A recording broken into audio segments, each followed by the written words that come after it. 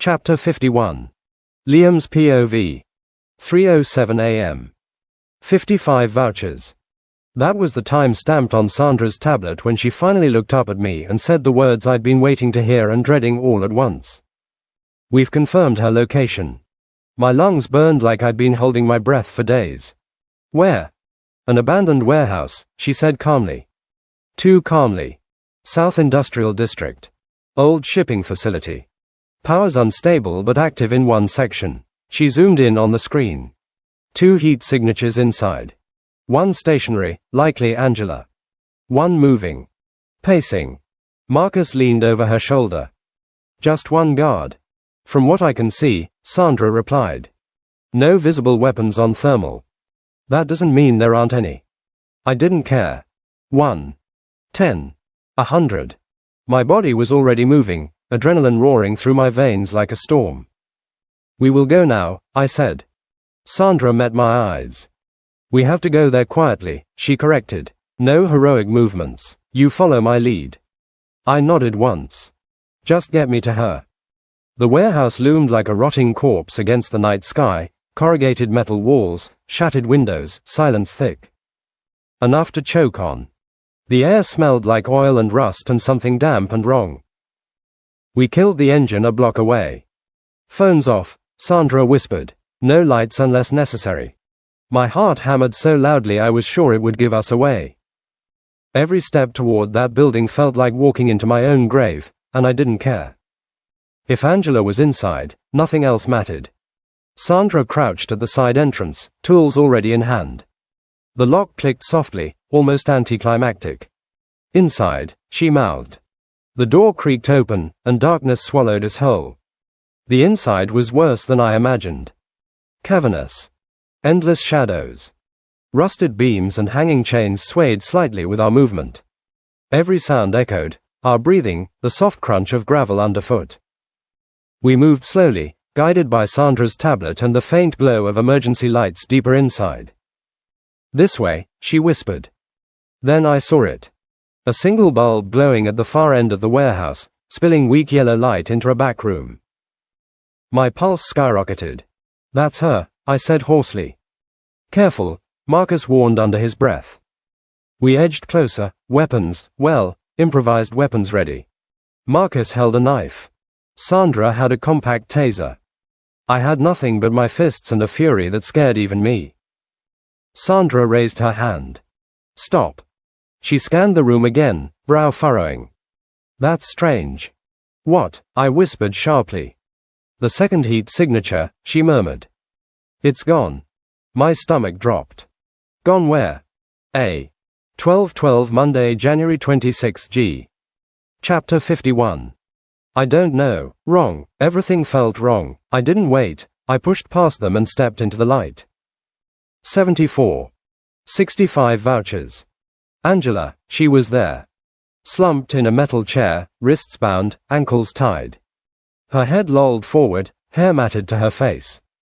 There was a dark bruise blooming along her temple, her clothes rumpled, skin pale under the harsh light. Something inside me shattered completely. Angela, I was at her in seconds, dropping to my knees in front of her, hands shaking as I cupped her face. She was cold, too cold. Baby, Angel, please. Marcus was beside me instantly, slicing through the restraints with shaking hands. No one else here, he said, scanning the room wildly. Nothing, no signs of a struggle.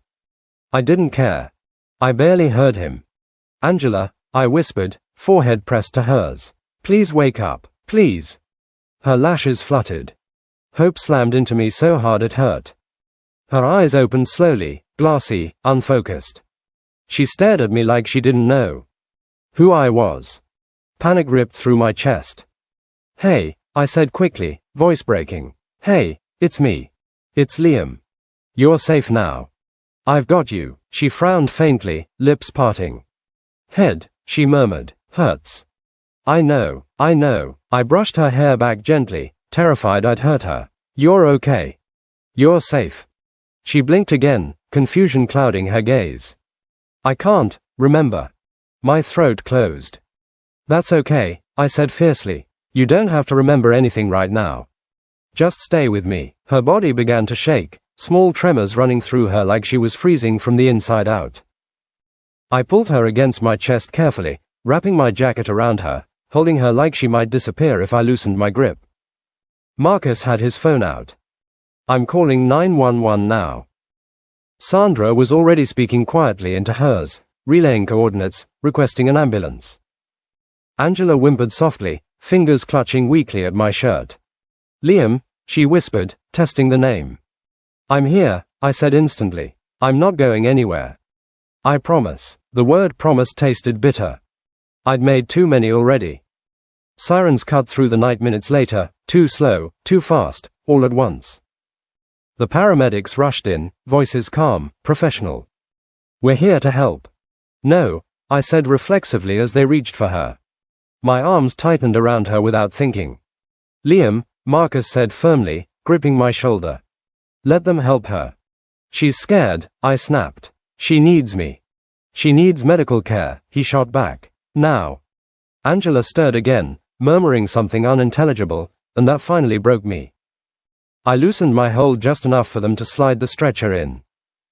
They lifted her carefully, securing her with straps.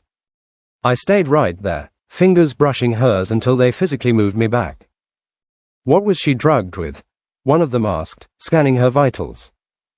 12:12 Monday, January 26 gr. Chapter 51. I opened my mouth. Nothing came out. I didn't know. The realization hit like a punch to the gut.